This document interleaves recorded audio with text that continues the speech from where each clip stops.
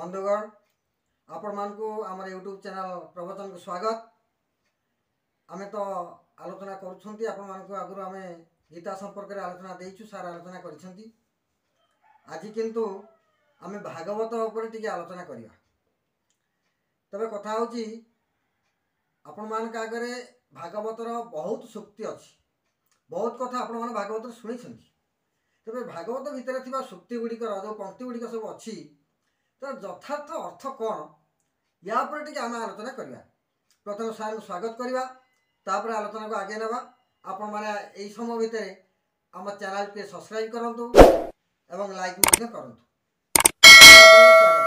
धन्यवाद। सर टिके दया कर कहबे जे भागवत तो बहुत प्रकार आलोचना होची, बहुत लोक बहुत पंडित माने यार आलोचना मध्य करिसंती, विभिन्न कथा भागवत रे अछि। तब गोटे पंक्ति टिके मन भीतर कहीं सन्देह आसी जे पुत्र बेसी पत्री पासे अथवा चलिब सन्यासी, एक कथा भागवत रे कह जाइछि, जगन्नाथ दास कहते। तो यार अर्थ कला बेले पंडित मैंने विभिन्न प्रकार अर्थ करती। जे किए कहे पुओ को बाहा करिकिरी जीव सन्यासी हो, किए कहे जे निज स्त्री पाखरे पुओ को छाड़िकी सन्यासी हम। किंतु ये सब पर गोटे शब्द ता भीतर समस्त को टिके व्यतिक्रम पकाउछि जहाँकि अथवा। ये अथवा शब्दटा को लेकिन बहु प्रकार आलोचना है। दयाकोरी आपण या पर टिके हमर संशय दूर करन। ओम श्री कृष्णार्पणमस्तु। भाई मानकु माँ मानकु आम चैनल को मु स्वागत करुछि।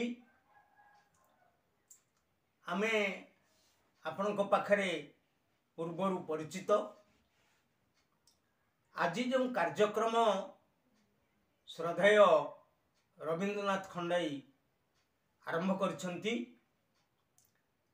ये कार्यक्रम रे तांकर संदेह एवं आपण मानकर संदेह भागवतर गोटे चिर परिचित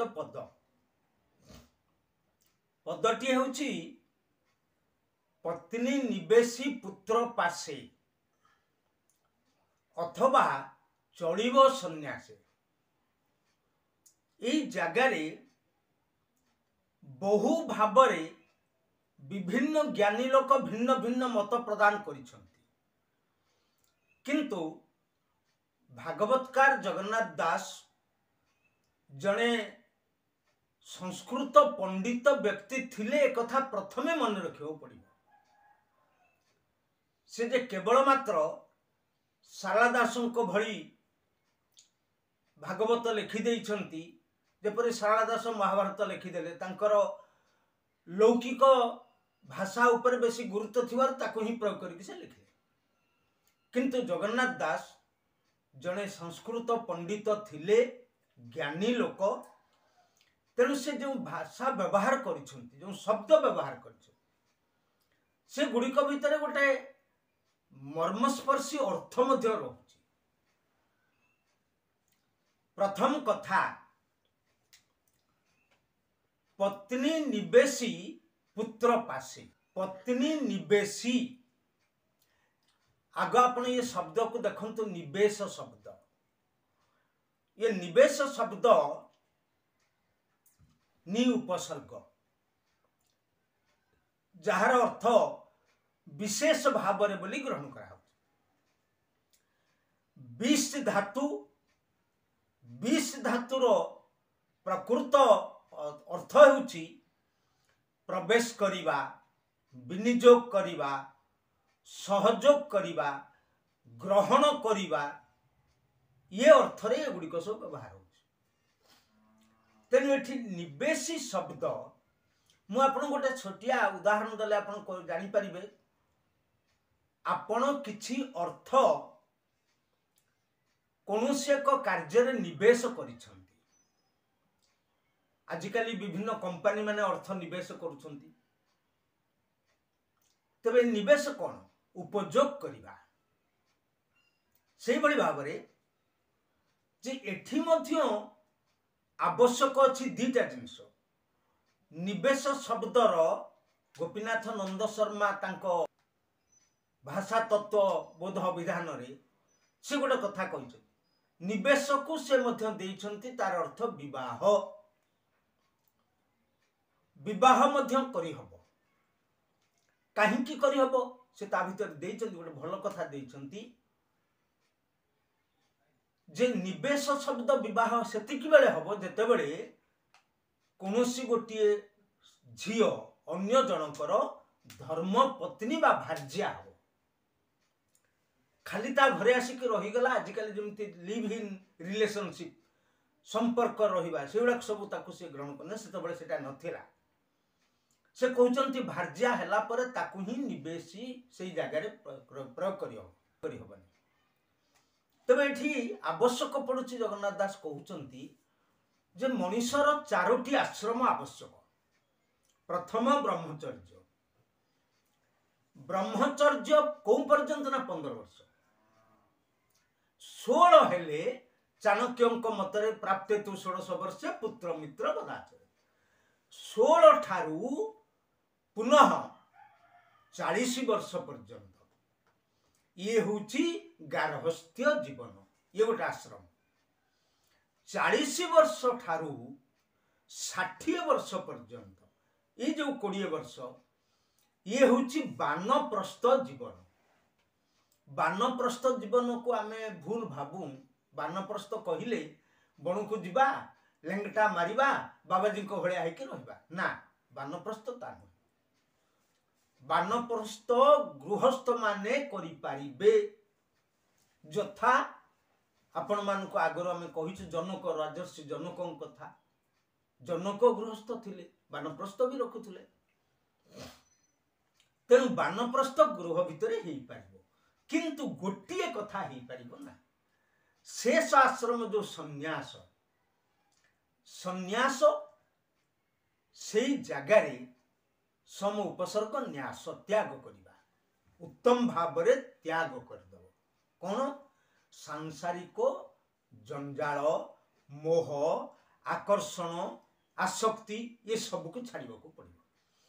अच्छा मनीष जो 4 आश्रम को ग्रहण कर प्रथम आश्रम कौटी नेला गुरु गृह ब्रह्मचर्य नेला गार्हस्थ्य आश्रम नेला घरे घरे जो नेला का सहित नेला पत्नी निवेश करथिला निज भीतर निवेश करथिला पत्नी को।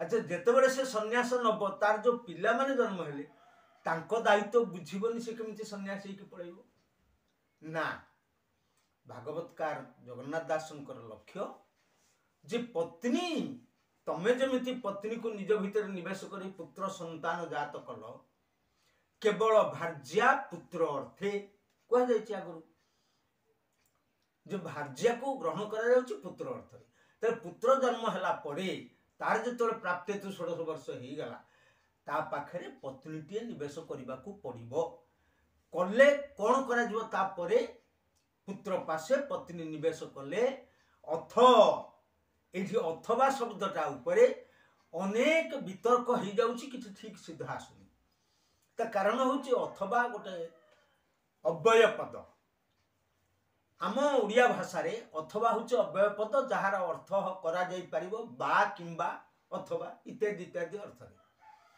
किंतु संस्कृत रे अथवा शब्द ता नुहे अथ यहाँ परे भी संस्कृत रे अव्यय पद अथ अथ बा बा भी संस्कृत रे अछि बा अर्थ यहाँ परे आवश्यक हेले अथ बा यहाँ परे आवश्यक हेले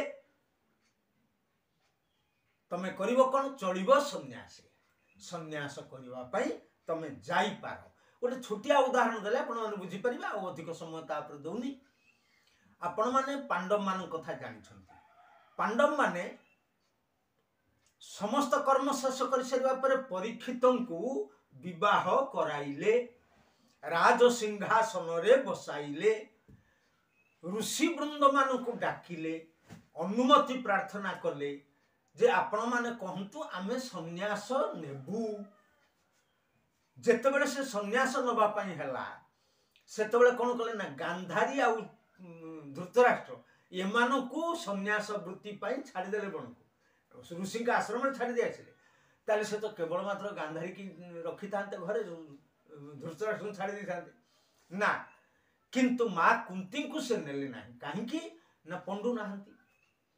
तेणु सन्यास को गले स्त्री जीवा आवश्यक पड़िबो, ताहा भी एक धर्म क्षेत्र। तेणु से द्रौपदी को सांगे नहीं गले। तेणु ये क्षेत्र में निश्चित यह सरल एवं सहज कथा, ताकू आम विभिन्न गोलमालिया करिकी तार ओडिया अर्थ ठीक भाव रखुन। जेतेबेले समय आसिला, गार्हस्थ्य सरीगला, बानप्रस्थ समय आसीगला, बानप्रस्थ बेले पितार कर्तव्य पुत्र को गार्हस्थ्य जीवन को नब, पत्नीटीए ताकू दब, देले से दायित्व ग्रहण करिवो।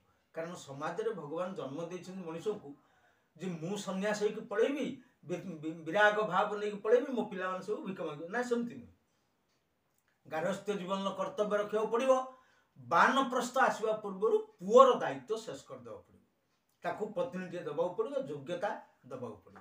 तापरे अथ यापरे बा जेते संभव पारुछ, जो संभव पारुछ, जेतिक दिन भितर पारुछ, चल सन्यास, सन्यास जीव, ताहेले तमर प्रकृत जीवन धारा ये जो चारि आश्रम सार्थक है। ये संपर्क में आपण निश्चिंत रहंतु। या व्यतिरेक अन्य जहाँ सब अर्थ आछे सेगुडी सब अनर्थ। जहाँ सार्थ हमको बुझेले संपर्क में अति साधारण कथा, सहज कथा। जगन्नाथ दास के सरल भाषा रे हम समस्त को तांकर उद्देश्य कहते, आम ताको विकृत अर्थ कर इडू साडू बुझुं। ये अथवा पर बहु गोलमाल होची, अति सहज यापर अथवा यापर तुम सन्यास को जापार, तुमको परमिटेड होगा, ये कथा जगन्नाथ दास कहते। हाँ आज ये पुणी आसंता थर को आउ गोटे पंक्तिर आम नवा, उदाहरण नवा, सार को कहवा से आमको बुझेबे। आपण मानक धन्यवाद, सार धन्यवाद।